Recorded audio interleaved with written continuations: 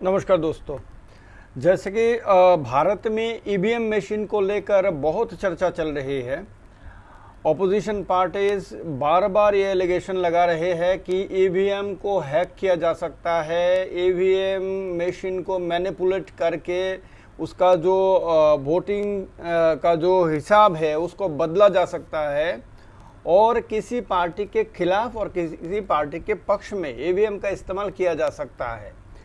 इस ईवीएम को बदनाम करके ईवीएम को लेकर बहुत चर्चा भारत में सालों से चल रहा है।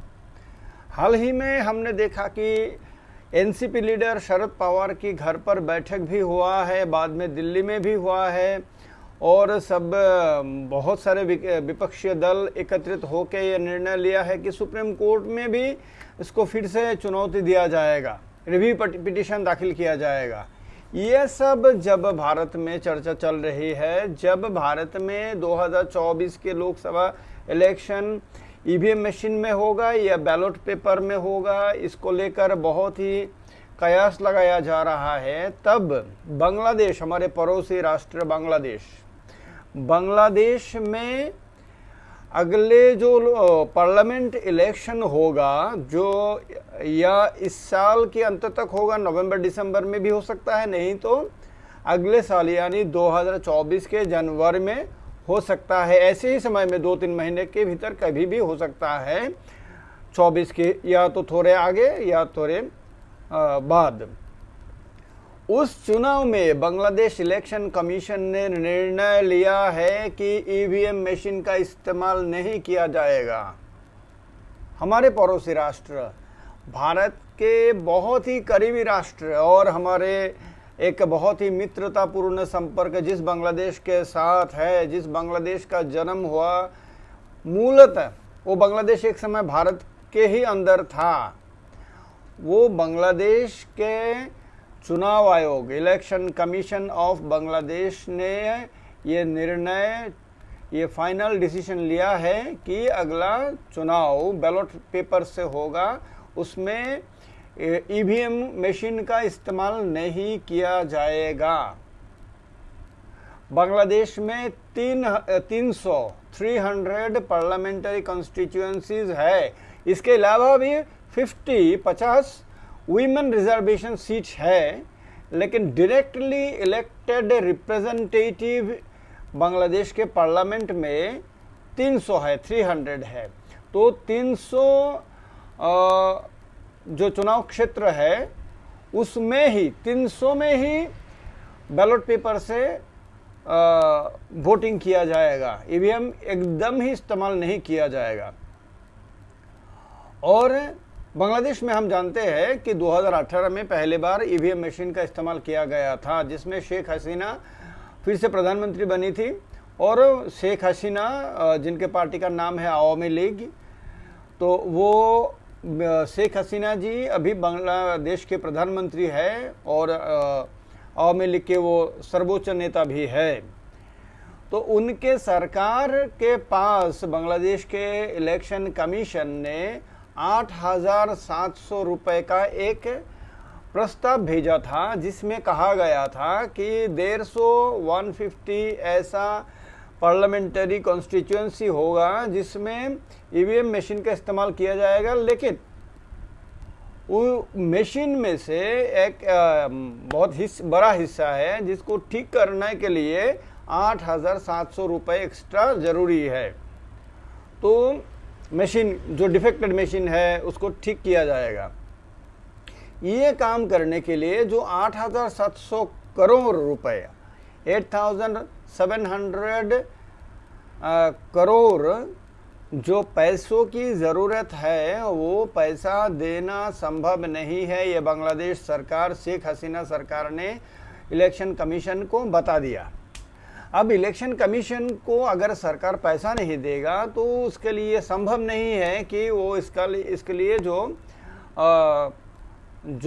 काम करना है, उसको जो डिफेक्टिव मशीन जो है उसको ठीक करने के काम, वो काम उसके लिए करना संभव नहीं है। पैसों के ऊपर, सरकार के पैसों के ऊपर वो निर्भर है। अब सरकार अगर बोल दिया है तो क्या करेगा? इसलिए इलेक्शन कमीशन ने ये निर्णय लिया है कि अब से ईवीएम मशीन का इस्तेमाल ही नहीं किया जाएगा अगले चुनाव में और पूरा बैलेट पेपर से, लेकिन वो बैलेट बॉक्स जो होगा वो ट्रांसपेरेंट होगा। ट्रांसपेरेंट बैलेट बॉक्स में बैलेट पेपर से ये वोट होगा। तो ये एक बहुत ही महत्वपूर्ण निर्णय है। लेकिन बांग्लादेश में भी ईवीएम मशीन मैनिपुलेशन के चार्जेस आए हैं।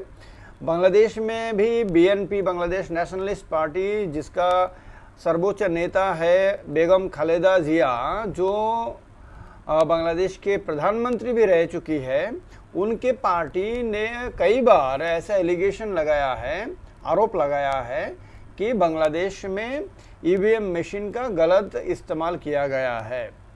तो लेकिन जो इलेक्शन कमीशन ने जो निर्णय लिया है, इसमें कभी भी कहीं पर भी एक बार भी ये कहा नहीं गया कि इस पर धांधली होता है या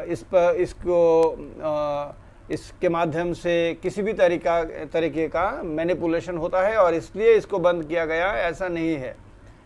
इलेक्शन कमीशन इसलिए किया है, जो जितना खबर बाहर निकल के आया है कि उसके लिए जो पैसों की ज़रूरत है वो पैसा बांग्लादेश सरकार देने से इनकार किया है और इसके लिए उसके पास और कोई दूसरा चारा नहीं है। तो ये हमारे पड़ोसी राष्ट्र इसमें इतना ही महत्वपूर्ण एक निर्णय लिया गया। अब देखना है भारत में जो विवाद चल रहा है, भारत में विवाद चल रहा है कि इसका मैनिपुलेशन होता है ऐसा कह के, लेकिन केंद्र सरकार भी नहीं चाहते हैं कि ईवीएम बैन हो और इलेक्शन कमीशन ने भी इनकार किया है बैन करने से। अब सुप्रीम कोर्ट में अगर जाता है विपक्षी दल तो सुप्रीम कोर्ट का क्या निर्णय आता है ये देखने वाले विषय है। 24 का चुनाव अब से 1 साल बाद होगा और उस चुनाव से पहले ही जो निर्णय लेना है लिया जाएगा। लेकिन मैं ये बात बता दूं आप सबको कि बांग्लादेश का जो उदाहरण मैंने आपको दिया है वो मैनिपुलेशन के कारण नहीं है। ये इसलिए नहीं है कि ईवीएम मशीन हैक किया जा सकता है और मुझे भी ये पूरी तरह से विश्वास नहीं होता है कि ईवीएम मशीन को हैक किया जा सकता है, क्योंकि अगर कोई भी व्यक्ति के पास ऐसा सबूत होता कि ईवीएम मशीन को हैक किया जा सकता है और वो खुद कोई टेक्निकल पर्सन, कोई भी इंजीनियर अगर ये साबित करके दिखाता तो चुनाव आयोग को भी दिखा सकता था, वो सुप्रीम कोर्ट को भी दिखा सकता था, वो मीडिया के सामने भी डेमोन्स्ट्रेशन दे सकता था, जनता के सामने भी दे सकता था। लेकिन अब तक ऐसा कोई सबूत नहीं आया है। और अगर ऐसा होता, संभव होता, तो भारत में केंद्र सरकार में भी परिवर्तन नहीं होता। जो 2014 में हुआ नरेंद्र मोदी के नेतृत्व में बीजेपी कांग्रेस के नेतृत्व वाली यूपीए की सरकार को हरा के सत्ता में भारी ये लेकर मेजोरिटी लेके सत्ता में आई, तो ये संभव नहीं होता। और नरेंद्र मोदी के नेतृत्व में बीजेपी सरकार आने के बाद भी बार बार बहुत सारे राज्य में देखा गया कि बीजेपी की सरकार थी, लेकिन उसमें विपक्षी किसी न किसी दल का विजय हुआ है। मैं उदाहरण देता हूं आपको। राजस्थान में ऐसा हुआ, छत्तीसगढ़ में ऐसा हुआ, सब बीजेपी की सरकार थी। मध्य प्रदेश में ऐसा हुआ, झारखंड में ऐसा हुआ और कर्नाटक में हाल ही में ऐसा हुआ। तो ऐसा बीजेपी के महाराष्ट्र में भी तो ये सरकार बीजेपी का पूर्ण बहुमत नहीं था ना। तो और बिहार में जो हुआ है, चुनाव हुआ है, जिसमें अभी बाद में नीतीश कुमार आरजेडी के साथ चले गए, लेकिन बीजेपी और जेडीयू का जो सरकार बनी थी वो भी, उसमें भी तो बीजेपी को मेजोरिटी नहीं मिला ना।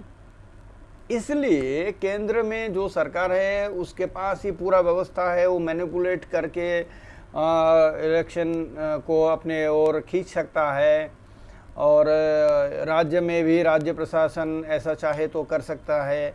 ऐसा मुझे अभी भी नहीं लगता है, विश्वास नहीं होता है, क्योंकि ऐसा होता तो किसी भी प्रदेश में शायद सरकार का परिवर्तन नहीं होता और अगर केंद्र सरकार के हाथ में पूरा होता तो उसके ही पार्टी के हाथ में पूरे भारत के एक एक राज्य सरकार चले आते। तो इसलिए देखा जाए अभी भारत में क्या होता है। लेकिन बांग्लादेश का जो ये उदाहरण ये सामने आया है, मैं आपके साथ साझा किया हूँ। अब मेरे इस चैनल को आप लोगों में से जो लोग अभी भी सब्सक्राइब नहीं किए हैं तो प्रसेनजीत चक्रवर्ती ऑफिशियल, जिसमें मैं हिंदी में ही भाषण देता हूँ, आपसे बात करता हूँ, और ये एक प्लेटफॉर्म है जिसमें एक दूसरे के साथ हम जुड़ सकते हैं, बात कर सकते हैं। आप भी अपना सुझाव दे सकते हैं, जिसको लेकर भी आगे किसी न किसी वीडियो में मैं चर्चा करूँगा आपके साथ। तो ये सब हो सकता है। तो सब्सक्राइब जिन्होंने नहीं किया अभी तक, सब्सक्राइब कर लीजिएगा। इस वीडियो को ज़रूर व्हाट्सएप में, मैसेंजर में शेयर कीजिएगा, और अच्छा लगे तो लाइक ज़रूर कीजिएगा। नमस्कार सबको, जय हिंद।